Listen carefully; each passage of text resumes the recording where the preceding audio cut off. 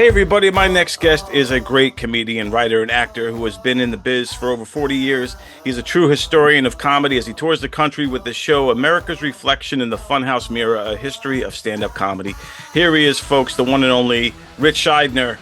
Rich, what's up? How you doing, man?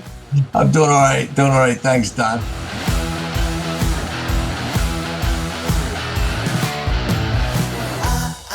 I'm so glad you joined me for this because, it being an election year, we always kind of see the pressure of the nation really kind of goes full on.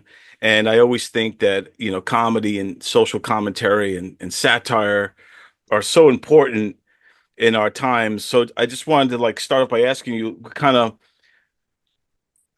why would you say that the world needs, comedy and satire? It always has. It always has. I mean, I don't think that there's ever been a point when it was used, but it became really popular. Obviously, last few years, it's unbelievable. I think it's, when I look at these stadiums filled with people coming to see a comedian. Now, we all know stand-up comedy works best in a small, tight room, right? That's the intimacy we crave. But you'll see 60,000 people coming out to see a stand-up comic. Yeah. And this is not just one or two, like Steve Martin was a complete one-off back in the 1970s and 1980s, early 80s. But there are so many comics that will fill baseball stadiums. I think it's become a generational gathering point. The way that rock music was back in the days, back in the 60s and 70s and that time period. I think that you get there and you look around, there's everyone your age, you all agree on the same thing, that comedian that night, you're all laughing to the same thing. There's a lot of generational power in that. You feel like, yeah, we're look at us. And so I remember that feeling back in rock concerts, but comedy is right up there, at least up there with music in that way now. And it wasn't before. So in terms of commentary, it's since the first stand-up comic, Artemus Ward had jokes about the Civil War. First stand-up comic after him was Mark Twain. Mark Twain obviously commented a lot about society. It's always had that opportunity to. Will Rogers was the first one. He really was like the Daily Show back in the 1920s. His radio shows, his newspaper columns, he broke down the news with comedy. I mean, that's why so many young people watch those shows to find out what's going on, because they'd rather take it with some humor than cable news, which is really just an adrenaline delivery system, outrage. They want to keep you hooked. They're drug dealers more than anything else. They Right. just want to keep you. Look at this. Does this not scare you? Does this not scare you? Does this not scare you? Yes, I'm scared. I'm scared.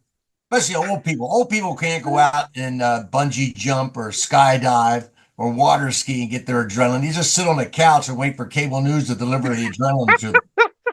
It's so I'm true. outraged. You stole the election. They should steal the election. Whatever the case may be. It's so true, and I think the irony is, if you really want to hear the straight news, you got to get it from a comedian. You can't even get it from the news anymore because, like you said, they sensationalize everything and fear tactics. Where I feel like comedians, from all the way at Artemus Ward, especially through Mark Twain and all these guys you mentioned, Will Rogers and all of those guys, and was the bullshit meter that they had. They would call out on both sides when they see that it's just not right. And I think they also can unbrainwash, so to speak, people who may watch the news too much or get one side information too much. At its best, stand-up comedy will unveil a new truth, discover a new truth. There's nobody better today, in my opinion, than Bill Burr. He's got he's genius level bullshit meter. I mean, he is. I mean, I just watch him even on podcasts. He won't let anybody get away with anything. You know what I mean? Have you watched the conventions, Republican convention, Democratic convention? No. I think if you watch those, you're an idiot. I don't understand why you would sit there wasting your time. They all say the same thing. They're all like, over the last 4 years, everything good that happened was because of us. And we would have done more good stuff if it wasn't for those guys. And then the Democrats go, oh, we did all the good stuff. It's like you're all working for the same guy. They bet on both horses, and then it just kind of goes. I mean, he just is amazing. I don't want your, He even gives you. He is so tuned, and I know it bedevils him. I know the anger that comes when you got a bullshit meter like that. I know the kind of anger that comes along with it. You don't get that for free. That is not easy to live with for himself, and I know. But God bless him, man, for keeping it going. I know he could probably get rid of it some way with medication or 24-hour therapy or something like that. But I'm glad he's still out there doing it. Right on. And I think you're right about that. I think a lot of, people in general, or in this case, Bill Burr, when you see the bullshit coming at you from all directions all the time, and you feel like you're the only one seeing it, and you're trying to let everyone know, it gets frustrating. It's like, can't you see that these people, and so you could see that the anger could kind of build up in there. Will you guys just fucking grow up and just sit down and write your own horse shit and come up with it? Start your own fucking show. Have your own award show. Quit waiting around for other people to do shit for you. That's the fucking problem. If you guys had your own big club and I was standing outside of it, you'd never fucking let me in. I'd start my own shit. You guys got to start your own shit. You got brains in there, right? Yes, absolutely. So write your own shit and quit your fucking whining. We're all eating a giant shit sandwich out here. Nobody cares. I don't care. In this day and age, we're seeing, again, with the bullshit meter theme, we're seeing a lot of comics from different sides of the aisle, so to speak, coming together because they have the common bullshit that they're calling out. Like, even like your boy Bill Maher has been, kind of with his anti-woke stuff and coming out and going against the grain of his people, so to speak. And so, and I commend him for that because it takes a lot to go against the herd sometimes. Against your fans. Nobody ever gets canceled for being too woke. So you can say the craziest thing, like men can have babies, and then nobody will, even though people are thinking, well, that's kind of nuts, nobody will say it. They'll just fall in line. Yeah, exactly. That's what I've always thought, men can have babies. Sure. I saw a dude who was glowing yesterday. Because we tend to have today to take a choice, a stance, one side or the other, right or left, Democrat or Republican. People don't laugh at what's not in line with their belief system. So it's so strident, everybody's sort of polarized. But all the comics going back, they always wanted to, hey, don't put me on your side, right, from the beginning. And even Mort Saul got in a lot of trouble because when he came into popularity, Dwight Eisenhower, Republican, was president. So he was doing jokes about Dwight Eisenhower.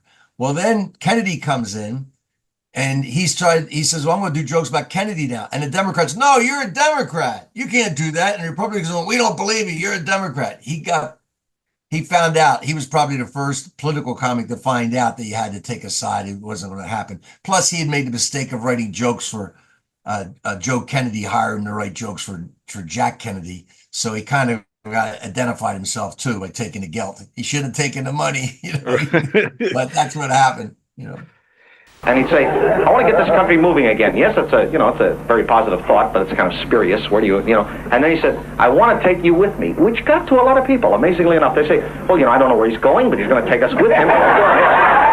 Yeah, you see that happen a lot, and they get a lot of flack when they kind of go against their Yeah. But the greatest always do. I mean, Twain didn't, he was against whatever you got. It's like that movie line from the Wild Ones. What are you against? What do you got? Marlon Brando line. Yeah. And I think that's important, though. I think that most social commentary, especially social commentators, and comedians alike, I mean, they should always call it out, despite what backlash they might get. As long as they believe in that truth, they should speak it. Yes, and the comics, again, they're human, and they want to be liked, they want to be popular. So the truth is shaved a lot of times. The truth is what's the truth. Sometimes it's self-preservation. Lenny Bruce used to do jokes, about drugs. Well, he was a user of said drugs. So he had a bit about marijuana will become legal. He did this joke in like 1960. He was way off with his time frame, but he said marijuana will soon become legal. I'll tell you why, because all of the college students that are smoking weed now will become legislators, judges, and they won't want to get. Well, he just forgot the hypocrisy old thing because he was saying, and I don't do it. Thank God I don't do it. Right, Right. He had hypocrisy in the bit itself because he was obviously doing it. Right. So and that would made him blind to the hypocrisy that those young college students would have when they got older, and they were like, "No, this is bad because I want to be elected. They have to take another stance. This is bad. Marijuana is bad," forgetting their youthful indiscretions. I did not inhale. Yeah, exactly. And when I was in England, I experimented with marijuana a time or two, and I didn't like it, and didn't inhale, and never tried it again. Exactly. But and now we're seeing also too with social media a rise in the memes, which are kind of like the new political cartoons that we used to see the illustrations in the paper. So memes, Bill Hicks used to have a bit about. It wasn't even really a bit. It was just Bill Hicks says, "If you're in marketing, kill yourself." Like if you're in advertising, kill yourself. Right? When I say if you're working in memes, kill yourself. Okay. They're a bunch of thieving scoundrels. That's about as light as I can say it. Because every time I turn around, I see some meme. I go, "That's this person's joke," and they strip away the person's name. They strip away the ownership. They're like fencing jokes. They file off the numbers, serial numbers on the joke, and then pass it off as a fresh meme to their thing. But I see it all the time. It's a Mitch Hedberg joke or whoever. I mean, these jokes are redone as memes. And of course, they steal any comic that comes on with a fresh idea, man. I mean, it's amazing. You'll see some joke that comes out right over some event, and then you'll see 50 different people have claimed it as their own by noon. And you go, wow, that's a lot of people thought of the same idea at the same time, isn't it? I think it's hard to police that stuff too nowadays. You can't, never could. Yeah. Never could. In fact, in vaudeville, they tried it. They said, would try to do, people would like take their material, type it up. This is back in vaudeville, and send it to be copyrighted. And it's like, forget it, you can't do it. The most effective means was they would tip the stagehands in vaudeville. The headliners would tip them big. So if some comic came in and started doing their material, all of a sudden there'd be scenery moved behind the stage, right? Areas where it would obviously disrupt the comic's act. And if the comic didn't get the hint, then sandbags would fall on the floor near them. Wow. So yeah, give them a heavy hint, not to steal. For some reason, I always was under the impression that stealing jokes back then wasn't as. Oh no, everybody has that impression because of that era from not Mort Saul, before Mort Saul, that era of the big banana comics like Milton Berle and Jack Carter. Their attitude was like, until I put my spin, until I put my personality in a joke, it's just a joke. Anybody can do it. I make it special by my delivery and personality. They had sort of modular attitude. Your wife is a bad driver. Jokes the same as my wife's a bad driver. They didn't care what they still cared. People still cared, and they really cared way back in the day. They did. They did, because people are writing jokes and they're coming up with their own thing, and then people are stealing it. And especially you think it's bad now because of the internet, right? I don't put anything that I might do on stage on social media until I've on stage and done it or something. But they're back in the day, they had instances like. Again, this is Fred Allen, who was one of the great comics from that era. Yeah. Fred Allen wrote in his book about some father of a comic on the West Coast would come into the Palace Theater, which is a great vaudeville theater in New York, whenever a new comic came into play or a comic came into play, and he'd write down the jokes and then send them in a telegram, which was like, the wireless internet of that era, send a telegram to the West Coast, and his son would all of a sudden have a new act, Oh, wow. And then the son got so much material. This is really, I love this. The son got so much material sent to him that he franchised himself. He franchised the stolen act. He would send out other comics with his stolen acts. And so he had a little business where he'd send these other, and they were working these other like, the B and C circuit today, right? Like you're working the top circuit of comedy clubs, the Improv or the Funny Bone, and then there's the bottom, the Looney Looney or whatever clubs are on the C circuit, D circuit. Well, there was the same thing in vaudeville. There was the they call them wheels, right? The circuit, big wheel circuit. There was the top wheel circuit, and there were the ones down below. There was in the sticks. Wow. So even back then they were using technology to steal and come up with things. Absolutely. Spread Wow. the word. And probably thought they wouldn't get caught because who's gonna, if you're on the West Coast and this is stealing from the East Coast, like who would have known like he would have ever gotten? Yeah, there was exactly, well, very different that way. And that was the 1920s was the beginning of the cultural divide that we have today. So there's a real schism back then of playing, if you played in the big time, which is the cities like Cleveland or Chicago or Denver or something like that, or you're playing in the sticks for the Hicks, they called it, right? So you generally played one or the other. In fact, there's a great story, and I think it might have been Frank Fay, but it was one of those top comics at the time. And he's out working, Scranton, Pennsylvania. And and this young guy in front of him is just tearing it up every night. For 5 minutes, that's all they had, 5-6 minutes. And the kid comes up to him one day, he says, you see me, you watch me out there, man. I kill him. I mean, I kill them all the time. They love me in Scranton. I mean, why can't I play New York? And the guy goes, because they love you in Scranton.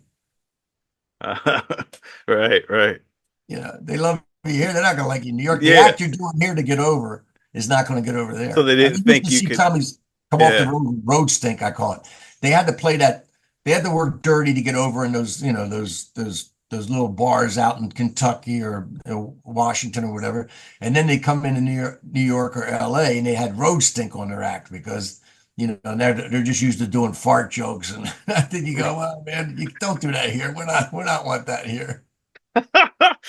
It's the same way today. You have to have two acts. You have to have, your act and the clean act or whatever. And a lot of comics always, But I heard stories too, like even Abbott and Costello would take acts in vaudevillian days, and like the Who's on First, I heard might not have even been theirs. Is that true? Well, they didn't write it. I can't remember the provenance of that, but Right. I don't think that they were really writers like that. They didn't write it, but it is. I mean, there's classic bits, and there are classic bits, and that's a classic bit. Oh yeah, I think the ones that gave it the secret sauce, right? Yeah, sure. Yeah. Who's on first? Yes. Well, go ahead and tell me. That's it. That's who? I'm asking you, what's the guy's name on first base? Oh, no, what's on second? I'm not asking you who's on second. Who's on first? One base at a time now. So when you look at times like these, and like when you look at the line from Artemis to Twain to Rogers, and then it kind of goes from there to Mort Saul, or where there's anybody in between that time? It was Bob Hope in between. Bob Hope was very political. I want to tell you, Mr. President, with all the travel and all the work you've done, you look just great. Bob, you look great too. You do. Well, I hope I look that good when I'm your age. He really became a star in World War II. And part of the reason why, because again, comics who reflect the zeitgeist of that time, that's what you try to do, consciously, unconsciously. So what's going on in World War II? Everybody has to be brave. Everybody in World War II has to be brave. Every man, woman, and child has to be brave. So you provide comic relief by acting like a coward. And if you watch his movies, even his stand-up, he played the coward character. Lala, huh? Go.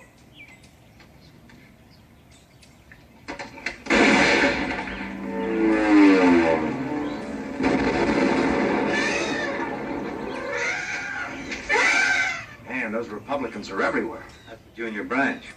The troops he was performing for knew he was no coward because he was out there all the time. He was down in Europe, they had theaters, but he'd be behind the lines doing a show at some occupied territory, France or whatever, in a theater or something. But down in the South Pacific, the Marines were fighting from island to island. His shows he did were usually on the back of a flatbed truck in a clearing, where the Marines just came off from fighting or whatever. And one time he was on stage, he was on the back of his truck, and Japanese mortars started landing nearby. and Hope went into his coward act. You know, hey, fellas, hey, I didn't know there was a war going on down here. Somebody could get hurt, you know, and somebody should have warned me. I had no idea. Of course, the Marines are laughing. He says, maybe I should wrap this thing up. And one of the Marines yells, nah, keep going. We'll let you know when they get too close. Yeah, you're tougher than I thought. They're really tough. I asked one guy if he'd seen John Wayne, and he said, John Wayne, who's she? But he loved that cynical humor, man. His jokes got more cynical. You know, that's what happens in war. Humor gets more cynical. The society strips away a lot of the moral pretensions. War does that, you know? Right? And so the humor gets more cynical, and it did in World War II. It did in the Civil War. It does all the time. Was Hope one of the first ones, or was he the first one to actually go to perform for the troops on site? No, as a matter of fact, Artemis Ward did, and a guy named Dan Rice, a clown back then. He was also did shows for the troops. He was a more of a circus clown. He did an element of stand up in his act where they do this stump speech. It was like a political speech at the time. They did it in minstrel shows. They just, you know, it was a parody of a politician's speech back then. Right, stand up on a stump. You could, so that everybody could see you better. There was a lot of these times that we're out there, you know, not a stage or anything. It's like a Civil War. Speech, yeah. So, but they did perform for troops. I don't know about World War I. I don't really know, but Hope really made it famous. And, you know, it made Hope a star. Yeah, because they were broadcasting these shows back to the States. His radio show was doing well before the war, but then when he started traveling and doing shows and then broadcasting back to the States, it was off the charts. And people are listening. Maybe they'll hear their son or daughter's name brought up during the broadcast or something. How are you, fellow tourists? This is really a beautiful island. This is a concentration camp with coconuts. This is lovely. And everyone has treated me swell here. I hadn't been here 2 minutes before they were begging me for my signature. And I'm still trying to find out who had me sign up for the Japanese Navy. Today, you know, it became, and you remember this, I mean, I did shows on Air Force bases and Army bases back in the 80s. You know why I did that show? Because it paid money. That was the best gig I could get that week. Right. So that nobody talked about that. Nobody said, I just performed for the troops, you know, at this place or whatever. Nobody talked about it. It became a thing during the war, right? Okay, during this most recent war, because the comics are always looking for a way to connect to the audience quick. So it makes you look like you're patriotic, right? Because I wanted the comics to complete the sentence, right? I just finished performing for the troops because it was the best gig I could get that week. Right. And you know why the troops were there? The troops were there because that was the best job they could get that week. Right. I mean, it's you know, and the audiences all went along with it because they didn't really have any skin in the game other than they wanted to, we got to show appreciation for the troops because we're sitting on a cruise ship here, you know, in the middle of the ocean, eating lobster. Right. We're not really shelling up World War II style, you know, there's no rationing. Yeah, because so it becomes sort of a marketing thing. The way that cancel culture has become a marketing thing now, right? Is that accent offensive? The thing is, I don't know. I live in India. We don't know. Getting offended is something privileged people do. That joke could get me canceled. Nobody's been canceled since Lenny Bruce, okay? Okay, nobody's been canceled. Nobody's ever been canceled. It's just a way to make you look dangerous when you say that, you know. Oh, right. I could get canceled. I'm going to be doing jokes that could get me canceled. Oh, can't wait to see what he's going to do. Yeah. Nobody's getting canceled. Everybody's just getting more money. Yeah, and I think, like, yes, some of them lean into it a little bit more, like you said, and you know, that they played a little more edgy. I think it definitely opened up the making stand-up dangerous again, making it edgy again if you did go against the grain. There's always been people working on the edge, and look, I mean, maybe you say canceled. Bill Hicks was canceled one night, one show on Letterman. They didn't cancel him across the board. Didn't prevent him from going on other shows or doing other special or whatever. But that one show was canceled. But he truly was doing stuff that other people weren't doing at that time. Okay, so I don't know if you've heard about it. These new grade school books for children to teach them gay lifestyles. You know what I'm talking about? One of them is called Heather's Two Mommies. The other is called Daddy's New Roommate. I'm going to have to draw the line here, folks, and say this is absolutely disgusting, okay? It is grotesque and evil. I'm talking about Daddy's New Roommate. Heather's Two Mommies is pretty cool. I don't know if you really...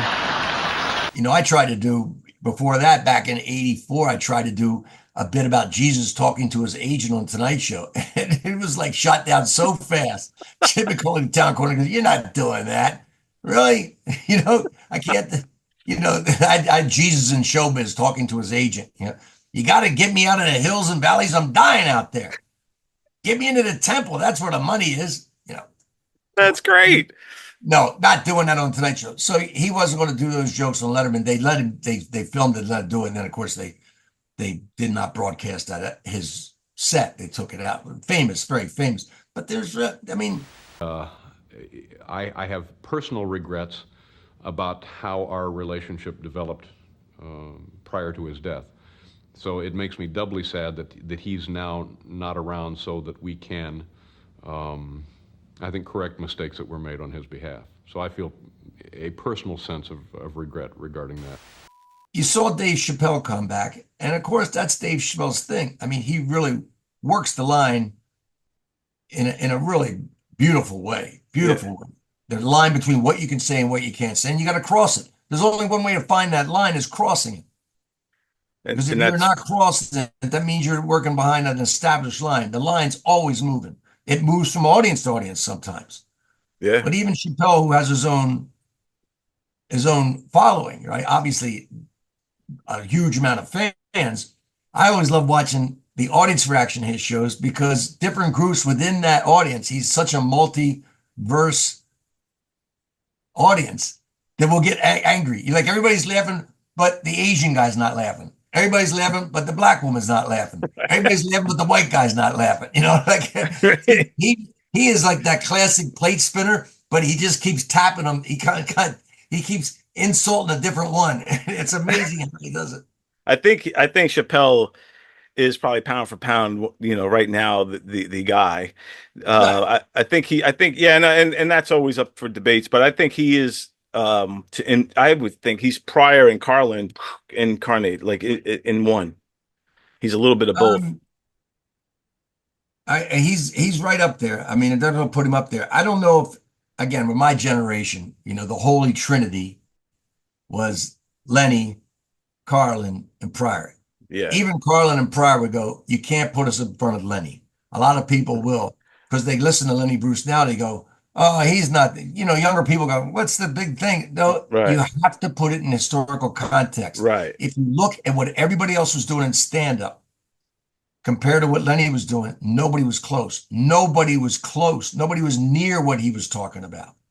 Yeah, I don't think we would. Lord Buckley, kind of. We wouldn't have Chappelle without Lenny. I think Lenny should always be on the top. Yeah, I mean, even his contemporaries who were working the edge, like a Dick Gregory.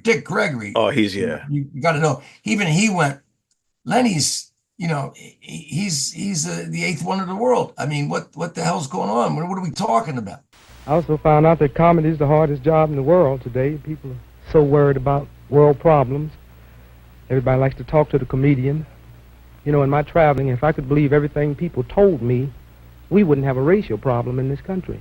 Because everybody I meet in the nightclub after they get drunk, they all tell me the same thing. "Greg, some of my best friends are colored." But, you know, even Lenny, I said, had, you know, he had his blind side. Everybody does. Yeah, with the drugs. And I don't know. Chappelle, again, people today, because you tend to be more, it's like sports, you know, you kind of forget those people back then and you go, well, they played the dead ball era, or, you know, they right. were big. The NFL football players now are bigger and faster. You can only compare people against what they were playing against at that time. Right. Yeah, I think of our time now, of the existing comedians. I don't. Yeah, you start the conversation and end the conversation with Chappelle, probably. I mean, right. Really. And they've canceled people that are more powerful than me. They canceled J.K. Rowling. My God, J.K. Rowling wrote all the Harry Potter books by herself. And they canceled her because she said in an interview, and this is not exactly what she said, but effectually, she said gender was a fact. And then the trans community got mad as shit. They started calling her a TERF. I didn't even know what the fuck that was. But I know that trans people make up words to win arguments. But there are a lot of other tremendous. There's so many more funny people. And when you talked about everybody's the different voices being heard, 100 years ago, it was only straight white men talking. Right. Whether they were Christian, Jewish, it was just straight white men talking on stage. Now, if the person was gay, they certainly weren't going to admit it in 1924. Right. But it was it. It was it. There were no female stand-ups. Black stand-ups were not working in front of white audiences. Nobody but white men, straight white men talking. Now today, everybody's got a voice. And whatever style you want, whatever group you want to affiliate with, it is broken down, right? I mean, Joe Coy broke out big being a Filipino comedian. Now, obviously, he's branched out further than that, but if he stayed right in that narrow thing for a while to broke. There's a way you can tell Asians apart from other Asians. It's by their accent, and only if they have accents. Out of all the Asians, Koreans are the easiest, because when a Korean person talks, they sound like they've been smoking weed all day.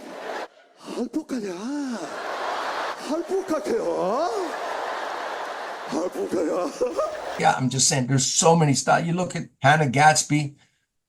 Hannah Gatsby's taking a comedy out of stand-up. I mean, imagine how easy it would be to do this if you didn't have to be bothered with that pesky laugh thing. You didn't have to worry about punchlines or anything. You didn't have to worry about writing jokes and waiting for them to stop laughing. This thing could be really easy. If my mum and my partner didn't get along, someone would have to go. They would. And I've run the analytics. It would be me. I am the weakest link. Yeah, it's evolved so much. Comedy doesn't even need comedy anymore. Yeah, but there is a lot of working that edge of. And she has said some great things. I mean, her whole thing on Picasso was tremendous. I think she's brilliant, but it feels her stuff feels more like a TED Talk than it does like a comedy. Absolutely. Yeah, but I don't know why they still call it stand. But look, everybody. Look, the thing about what you find funny is absolutely correct. Absolutely correct. Everybody's opinion is right. So if somebody says to me, I don't find it. I mean, I'm a huge fan of Maria Bamford. She's the best. Yeah. I think she's generational. I mean, she's there's nobody like her. And I've talked to other people that go, I don't get it. I go, you're right. You're right. It's okay. You don't get it, She's unique. And that's what's good about her. I'm a comedian as far as I'm concerned. But if I have to make a bunch of ladies at a non-profit lunch in Napa Valley laugh, who books this shit? I do. You know what, ladies? Could you bring me up on stage as a melanoma survivor with an announcement? I think that'll bring everyone to the proper level of expectation. Is that yeah? I saw her down at the I can't think of it now.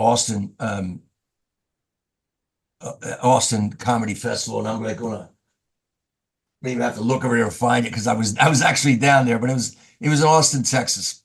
Nice. And she was performing. And I'm pretty good. I've been doing this a long time. I'm pretty good at telling when somebody is on a script. This is material they've done before, or when somebody's off in the weeds trying to find a joke to save their ass, right? Because they're out on a concept, they got a premise working, but they haven't found a punchline yet. I could not tell with her. I cannot tell whether she was having fun or having a nervous breakdown. I cannot tell with her. That's probably the thrill of watching her because I'm not really sure. She's how much is intentional and how much is just, Nutty's funny. Nutty's funny. If you take most people out of the subway system in New York who are babbling and talking to themselves and put them on a stand-up stage, they get some laughs. Yeah. There's a few of them. Stand-up comedy. That would be a great experiment.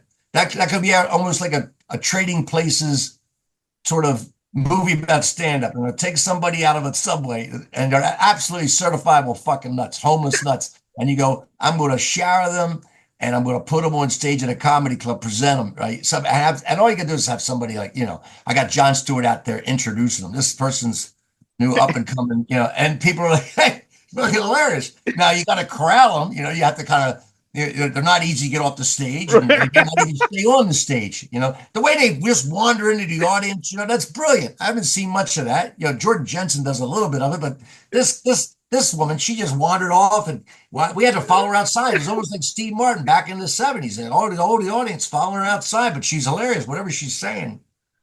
I think you might be on. That could be a Netflix special. I think Don, I'm just an idea guy. If you can run with that and write a script, it's yours. I have nothing to do with it. We're gonna make it happen. You're gonna be on as executive producer and.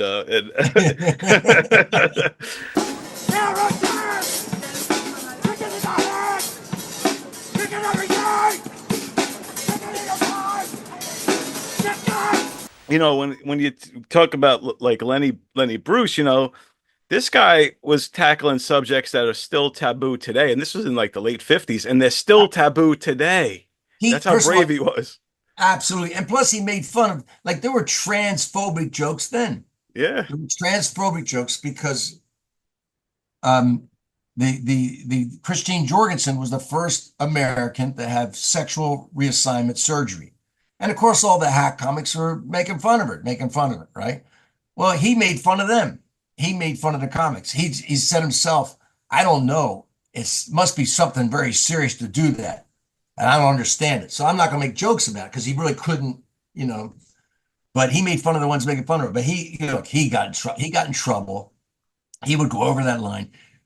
He got in trouble. But he did jokes about stuff at the time that nobody else was doing jokes about. Even divorce. Divorce was a taboo subject.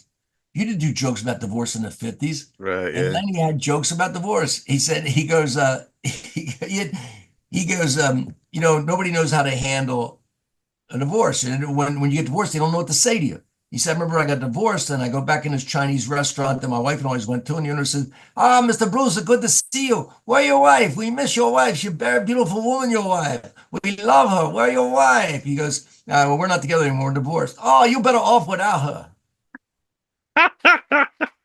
And then everybody had mother-in-law jokes, right? And Lenny's was like the anti-mother-in-law joke. He says, yeah, my mother-in-law, she broke up our marriage. My wife came home from work and found us in bed together. Genius, man. Yeah. He was a genius. The way he spun the joke, the way he had a self-destructive streak. You know the story about him. He was working the strip joints in L.A. And so a legit club, and now I'm blanking on the name of the club, the Brothers, but it's legit club, says, Lenny's drawing celebrities down to the strip joint. Why don't we bring him into our club? Okay. And the celebrities will come see him there. Right? Bring him legit. So they give Lenny a legit shot to come in and work this club. It's like 1958, something like that. So Lenny comes in. What's he open with? What's his first joke? Right? A son looks up at his father and said, Dad, what's a pervert? And the father says, shut up and keep sucking. Now, wow.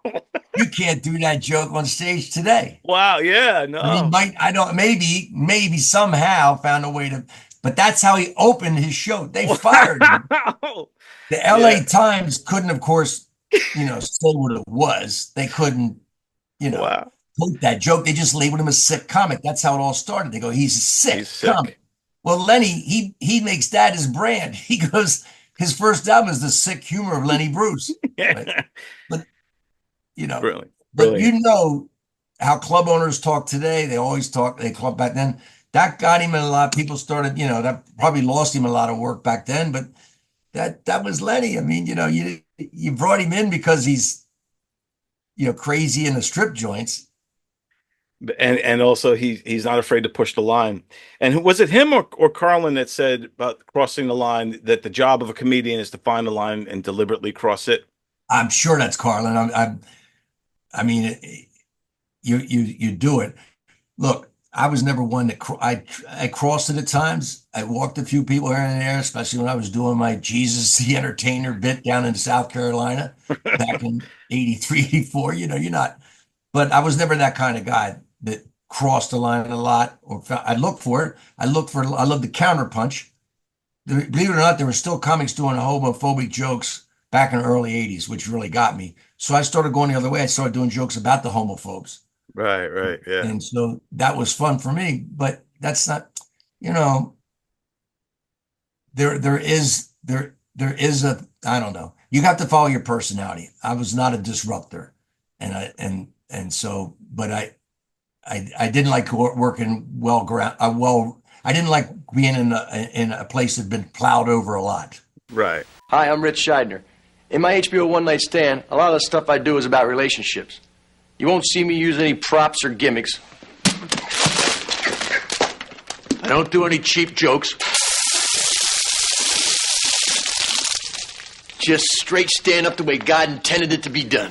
You know? But I think too, even like observational comedians and comics that didn't necessarily put it out there like that, still, like yourself, was still social commentating. You're still viewing the world, absolutely. and commenting on the times, but in a different way. That's it. Look, it is the times. I mean, Twain said that. I mean, basically, the paraphrase everything. You know, comedy's tied to the times because of the language, the references, the idioms. It's tied to the times. It generally doesn't move between eras too easily. A lot of jokes just they stayed there. Right. Yeah. Truly, most of it's behavioral, and that's changed too. That has obviously changed. The stuff that I might have done about men and women back in our day, again, I'm not going to say that now, you know, back in our day, we talked about men and women relationships. It was really explaining the differences. Got married this summer, June 4th. My wife and I got married. We got engaged New Year's Eve, then got married June 4th. Because that's what you have to do, guys. If you get the engagement ring, you have to set a date. Otherwise, it means two different things to the people. The woman will get the ring and go, this means we're definitely getting married. And the guy's thinking, this will buy me some time.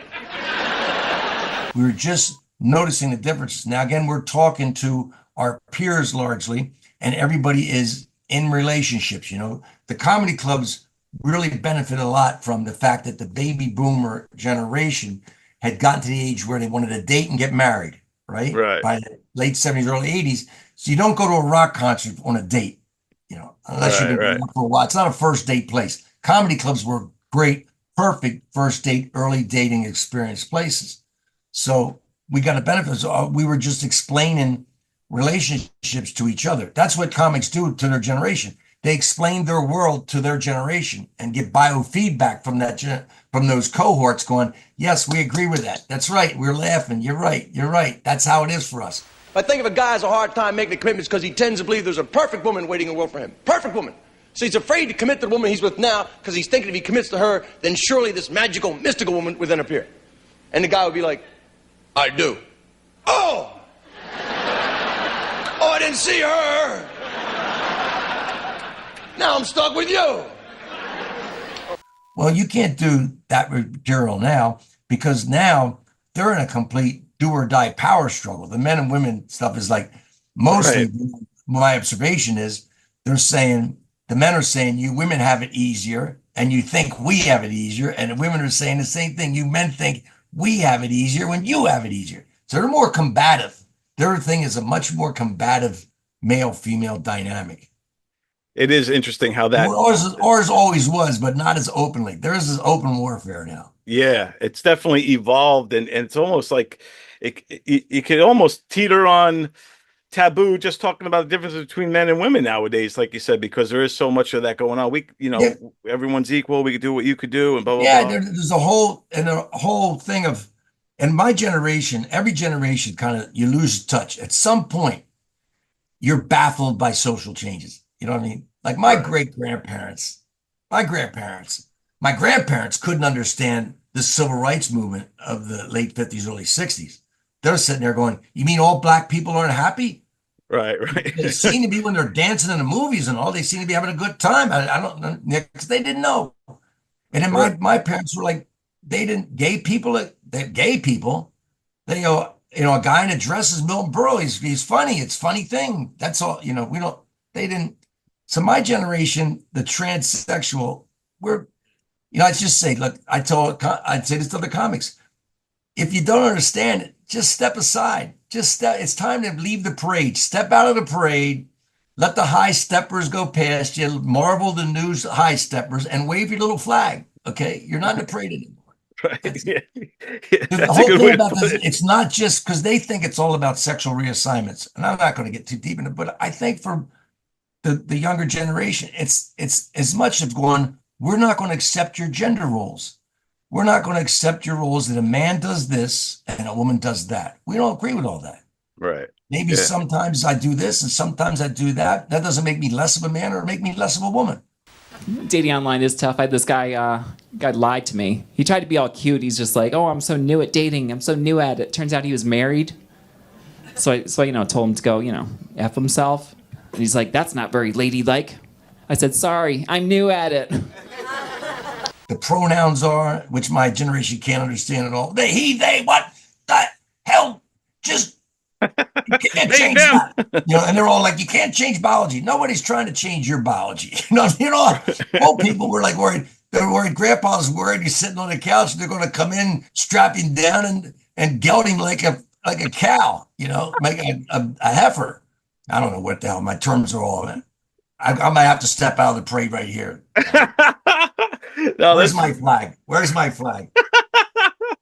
I'm gonna need a flag too because I feel like I'm getting out of touch too because I feel like it's moving fast. I feel like the times are just flying. Faster. Social changes. My mom's 91. You don't know this, but I'm telling you, my mom is 91. God bless. My dad just passed at 92. Both of them have been saying for the last couple of years, I'm glad I'm leaving now. I don't understand this world. Right. And I'm starting to feel that way. Where you go, I don't understand it. There's certain things I just don't understand anymore. You get to a point where you go, it just moved past me. The world has passed you by, as they used to say. Yeah.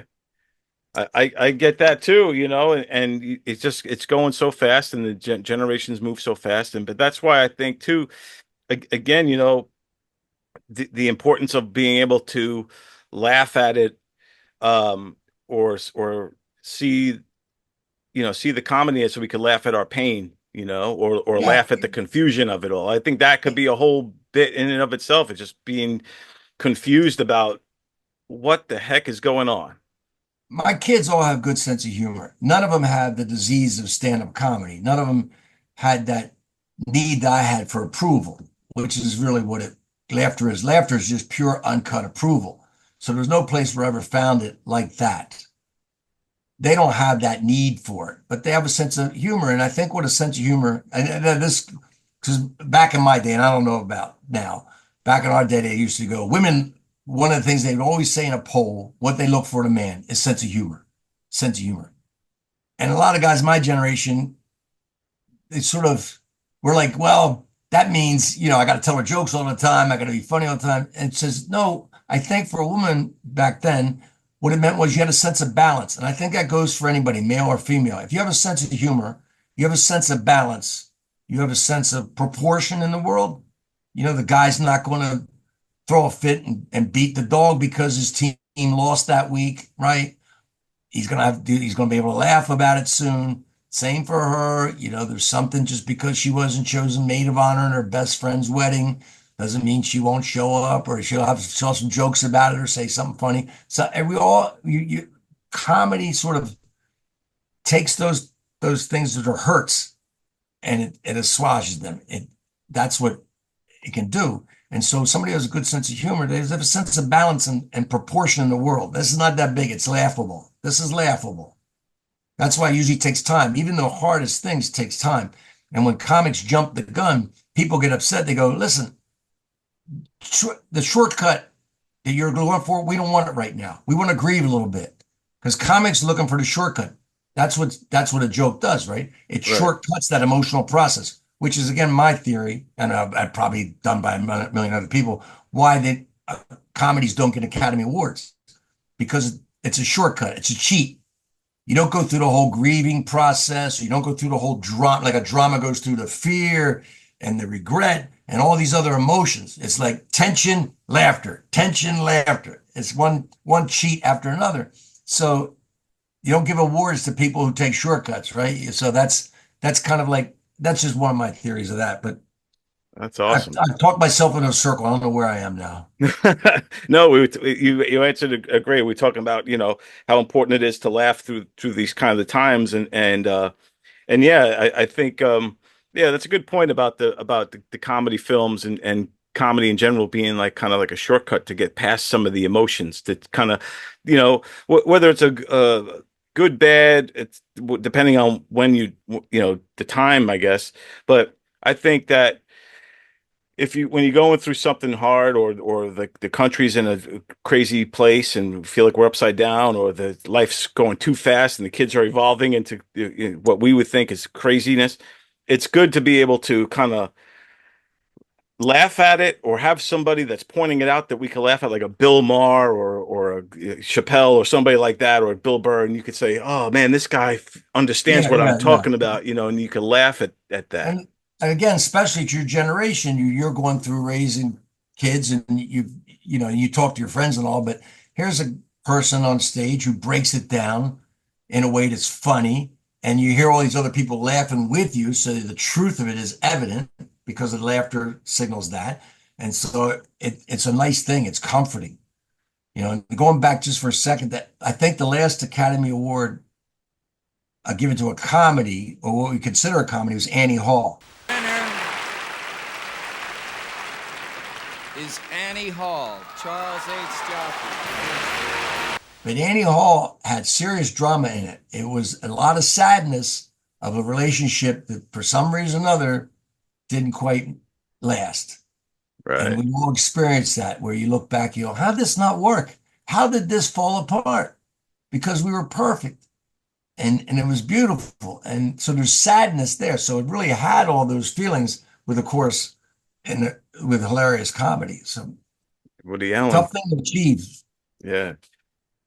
Now, how would you say, if you go all the way back to Artemis till now, how has comedy helped shape and change the world?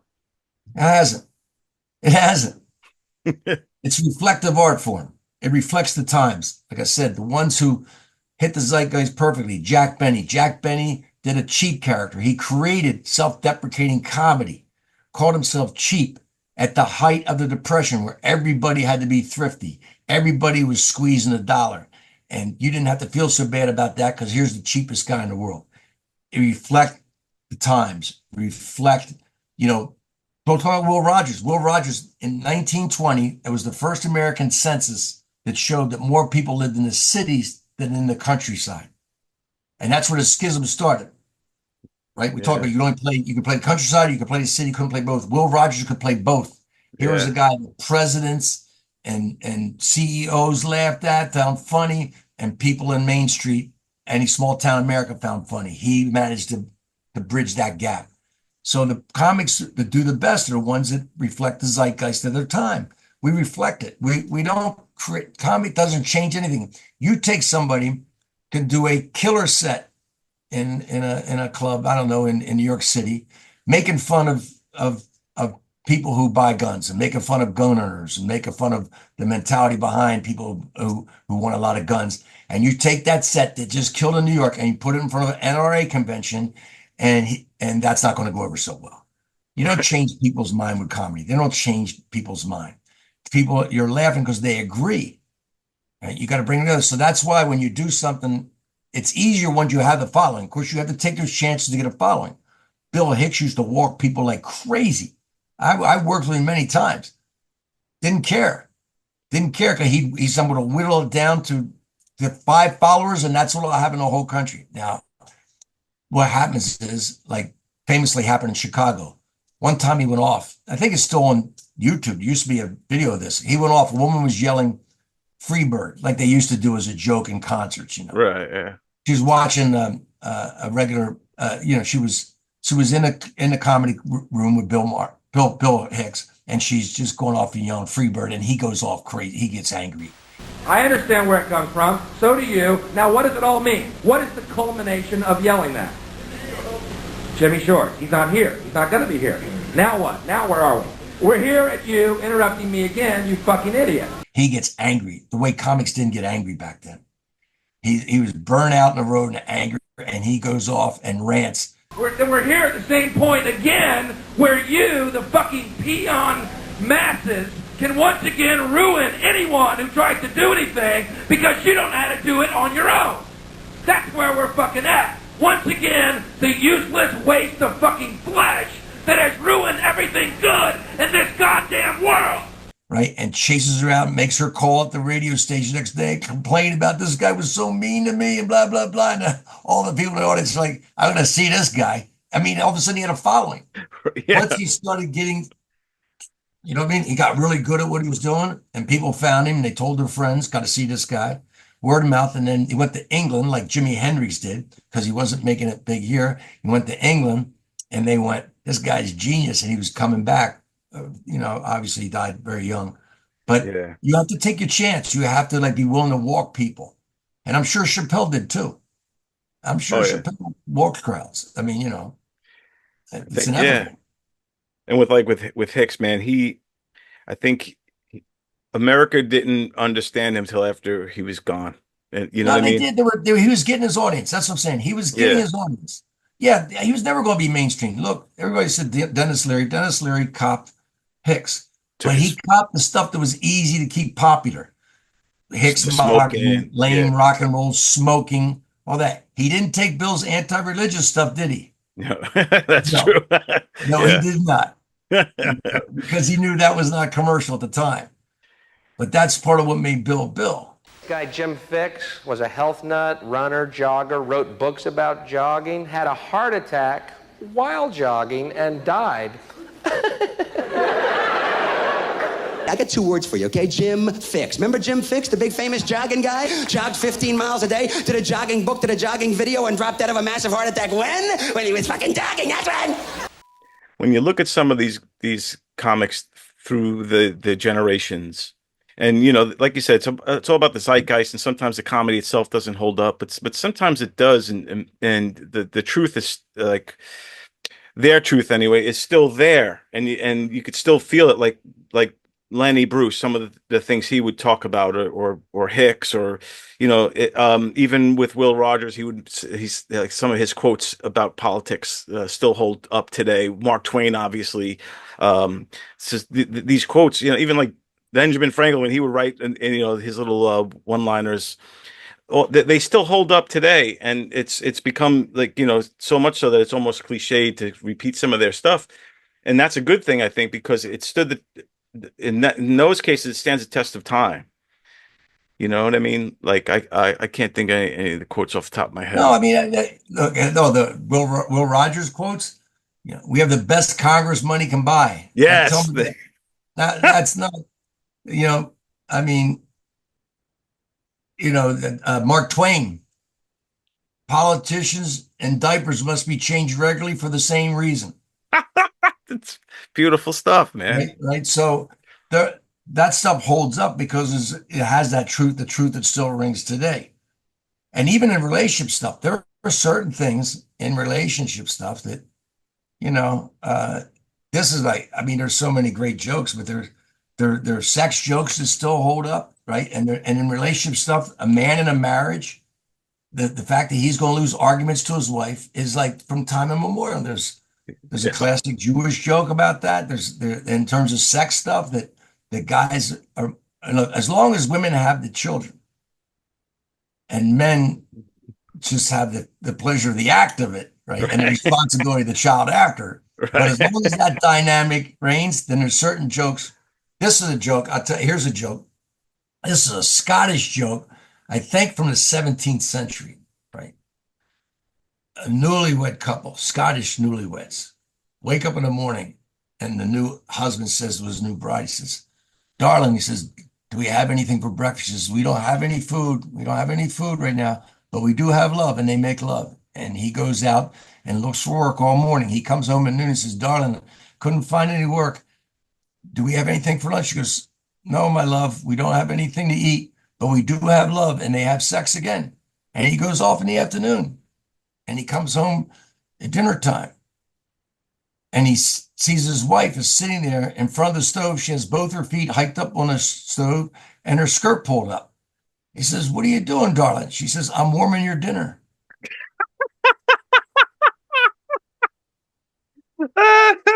That's classic. That's great. That's an awesome joke. That's from the 1700s. 400-year-old joke or something. Wow. I mean, so, you know, the fact that a young couple or want to have sex all the time, you know, that's, you know, you're not, you know what I mean? That's amazing. It's always a pleasure. I always learn so much talking to you about comedy. And yeah, everybody check him out. Ritch Shydner. You could get his books. You could follow him online. Where else could people find you, Rich? You can find me in my office on the second floor of my house. I don't know, man. You know, I'm out there pushing it. Like but I love doing this, Don, and you're fun to talk to, and you're very knowledgeable yourself, which makes it, you know, I'm not explaining things, not explaining anything. Right. Yeah. I enjoy that. No, I love the history of comedy, and I love talking to guys like you who know so much more about it, and with these great stories and things I never even knew about. It's just awesome. It's like talking to a history book. So I really you know yourself. It's like when I do this thing, there'll be some young comics that'll come and they'll be into it, but most of the young comics don't, because you like to think you're inventing it yourself. You don't want to know that somebody did a joke like yours. Right. Another time, or that other people have been doing this for like 160 years. You know? Right, exactly. There's nobody funny like I'm funny, right? There's nobody. There was, and it will be again after you're gone. When you get older and you get appreciation, you got to appreciate these people who broke ground. You know, and there's people who aren't even true stand-ups who did it a little bit, or did it like a Mae West, you know, who was unbelievable. I think if anybody deserves a biopic, it's her, or, you know, Burt Williams, you know, the vaudeville black comic, the only black comic performed on white stages in vaudeville, Burt Williams. There should be a biopic about that guy. It is incredible. So, yeah, I mean, I get appreciated. I loved it. I you know, me, I could just keep talking about this thing forever. So, thanks, Todd. Thanks. You're the best. Ritch Shydner, everybody.